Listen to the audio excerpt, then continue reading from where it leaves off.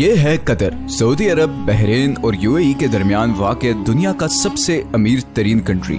اتنا امیر کہ اس کی پر کیپٹا انکم ہے $1,28,000، جو کہ امریکہ، سنگاپور اور ایون پڑوسی عرب ممالک جیسے کہ UAE اور سعودی عرب وغیرہ سے بھی کہیں زیادہ ہے۔ بڑی بڑی بلڈنگز، شاپنگ مالز، مہنگی گاڑیاں، اسی لیے قطر کو مڈل ایسٹ کا ویگس بھی کہتے ہیں۔ لیکن قطر ہمیشہ سے ایسا نہیں تھا۔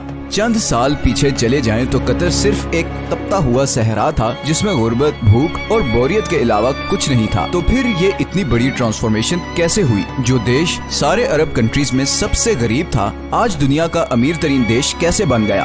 اس کے پیچھے بہت ہی انٹرسٹنگ کہانی ہے، اور یہ کہانی باقی سارے عرب کنٹریز کی کہانی سے مختلف ہے۔ اس ویڈیو کے اینڈ تک آپ یہ بھی سمجھ چکے ہوں گے کہ کیوں سعودی عرب اور UAE قطر کو پسند نہیں کرتے، اور کیسے قطر آنے والے وقت میں بھی اپنے پڑوسی عرب دیشوں کے مقابلے میں زیادہ خوشحال اور محفوظ ہوگا۔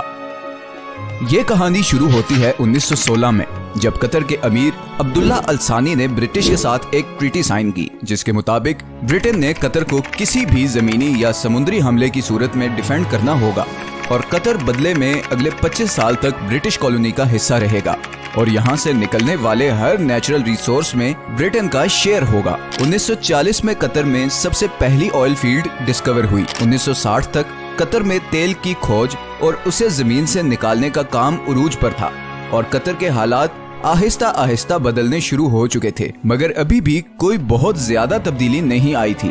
لیکن پھر 1970 میں شیل آئل کمپنی نے اس کنٹری کا سب سے بڑا خزانہ دریافت کر لیا، نارتھ فیلڈ، دنیا کی سب سے بڑی نیچرل گیس فیلڈ۔ لیکن اس زمانے میں گیس کوئی بہت زیادہ پروفیٹیبل نہیں تھی، اور اس کی وجہ یہ تھی کہ گیس کو صرف پائپ لائنز کے ذریعے ہی کسی دوسری جگہ بھیجا جا سکتا تھا، اور قطر گیس استعمال کرنے والے دیشوں سے اتنا دور تھا کہ وہاں تک پائپ لائن پہنچانا تقریباً ناممکن تھا۔ اسی وجہ سے شیل کمپنی بھی یہ گیس فیلڈ ڈسکور کر کے بھول گئی، اور یہ ڈسکوری آفیشیل ڈاکومنٹس میں ہی دب گئی۔ 1971 میں قطر کو برٹن سے آزادی مل گئی، اور وہ ایک آزاد ملک بن گیا۔ آزادی ملنے کے باوجود اگلے 25 سالوں میں بھی قطر کے حالات کوئی خاص نہیں بدلے، اور پھر آیا 1995، جب کراؤن پرنس حماد بن خلیفہ الثانی نے بغاوت کر کے اپنے ہی باپ کی حکومت کا تختہ الٹ دیا اور قطر کا امیر بن گیا۔ نئے امیر کا ایک ہی فوکس تھا، اور وہ تھا گیس۔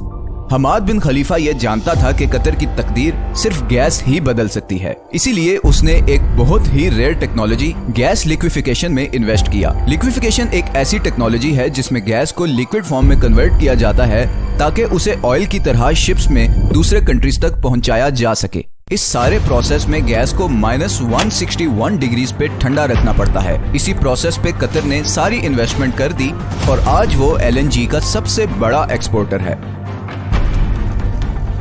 قطر سے گیس امپورٹ کرنے والے کنٹریز میں Japan, India, China, south Korea اور اسپین شامل ہیں۔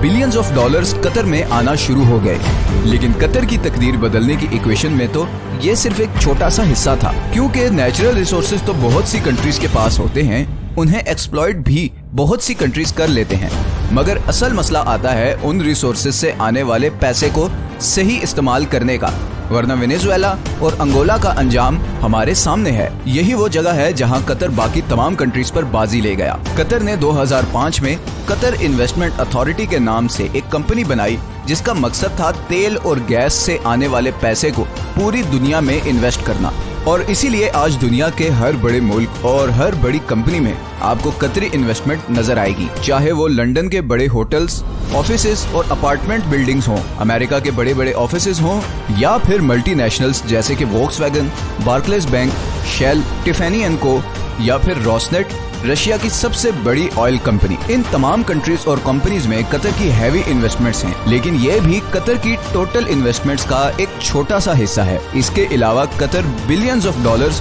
روڈز، ایئرپورٹس، ریسرچ سینٹرز اور فائنینشیل سینٹرز وغیرہ پہ لگا چکا ہے۔ ایون کہ ابھی فیفا ورلڈ کپ، جو کہ شاید دنیا میں سپورٹس کا سب سے بڑا ایونٹ ہے، وہ بھی قطر میں ہی ہو رہا ہے، کیونکہ ایسے state of the art stadiums پورے عرب میں صرف قطر کے پاس ہیں۔ ان ساری انویسٹمنٹس کا مقصد ہے آئل اور گیس کے آلٹرنیٹ انکم سورسز کریٹ کرنا۔ اب یہ تو تھی قطر کی اکنامک سائیڈ، दूसरी तरफ इंटरनेशनल पॉलिटिकल इन्फ्लुएंस हासिल करने के लिए कतर ने दुनिया का सबसे बड़ा अरब मीडिया नेटवर्क शुरू किया, जिसे आज हम अल जजीरा के नाम से जानते हैं। असल में बहुत सालों तक कतर सऊदी अरब के कंट्रोल में था और नए अमीर खलीफा बिन हमाद ये अच्छी तरह जानता था कि अगर कतर ने दुनिया में एक मकाम बनाना है तो उसके लिए उसकी एक अलग से पहचान बहुत जरूरी है। पूरी दुनिया तक कतर की आवाज और उसका नैरेटिव पहुंचाने में अल जजीरा ने एक बहुत जबरदस्त रोल प्ले किया है।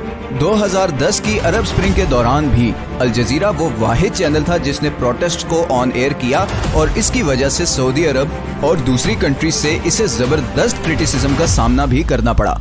अल जजीरा का इन्फ्लुएंस इतना ज्यादा है कि 2017 में जब सब अरब कंट्रीज ने कतर का बायकॉट किया तो उसको खत्म करने के लिए जो सबसे पहली डिमांड रखी गई थी वो थी अल जजीरा को बैन करना। सऊदी अरब और यूएई में तो अल जजीरा 2017 से अब तक बैंड ही है। कतर का बायकॉट एक मुकम्मल फेलियर था और उसकी सबसे पहली वजह तो ये थी कि सऊदी अरब को इस बायकॉट में सारे अरब कंट्रीज की सपोर्ट हासिल नहीं थी। इवन कुवैत और ओमान भी इस बायकॉट का हिस्सा नहीं बने। दूसरा, कतर के ईरान और तुर्की से भी बहुत अच्छे ताल्लुकात हैं, जिसकी वजह से गो के सऊदी अरब और यूएई कतर से काफी नाराज हैं, मगर इंटरनेशनली सारे कंट्रीज कतर को एक न्यूट्रल स्टेट समझते हैं और इसीलिए पूरी दुनिया में सिवाय 6 कंट्रीज के किसी ने भी इस बायकॉट को सपोर्ट नहीं किया। कतर को गैस की वजह से एक और फ्यूचर एडवांटेज भी मिला है।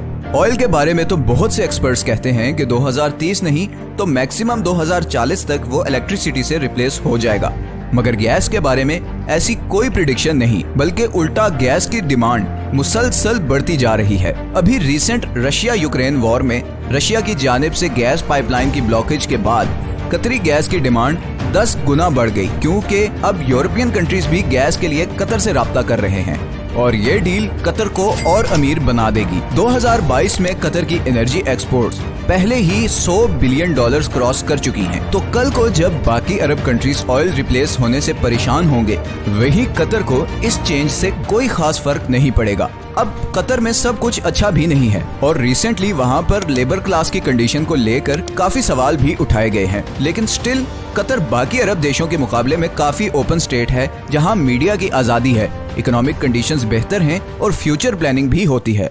आखिर में हम आते हैं उस खित्ते की तरफ जो शायद नेचुरल रिसोर्सेज से मालामाल है, मगर पॉलिटिकल डिफरेंसेस, करप्शन और रिलीजियस एक्सट्रीमिज्म की वजह से इस वक्त गुर्बत, भूख और बदअमनी का शिकार है। कतर की आबादी का 60% साउथ एशियंस हैं। इंडियंस, पाकिस्तानी, बांग्लादेशी और नेपाली कतरी पॉपुलेशन का सबसे बड़ा ग्रुप है। अपने देश और प्यारों से हजारों मील दूर दिन रात मेहनत करते ये लोग हर वक्त ख्वाब देखते हैं कि कब इनके अपने कंट्रीज इतने खुशहाल होंगे कि इन्हें 7 समुंदर पार इस जला देने वाली गर्मी से निजात मिले। हर वक्त सोशल मीडिया पे लड़ने वाले ये लोग बाहर की कंट्रीज में बिल्कुल मिलजुल कर रहते हैं, दुख बांटते हैं और एक दूसरे की मदद करते हैं, लेकिन जैसे ही ये वापस अपनी कंट्रीज में आते हैं तो वही पुराने पॉलिटिकल एजेंडे से मुतासिर होकर एक दूसरे को बुरा कहने और समझने लगते हैं। ना जाने ये हालात कब बदलेंगे, कब इस सब कॉन्टिनेंट के लोग ये फैसला करेंगे कि ये पॉलिटिशियंस की डर्टी पॉलिटिक्स का हिस्सा नहीं बनेंगे, इस ब्रेन वॉशिंग से बाहर निकलेंगे, दूसरों को भी इंसान समझेंगे और फाइनली ये फैसला करेंगे कि अब हमने अपने अपने कंट्रीज को उस मकाम तक लेकर जाना है जहां पर आज नॉर्वे और कतर हैं।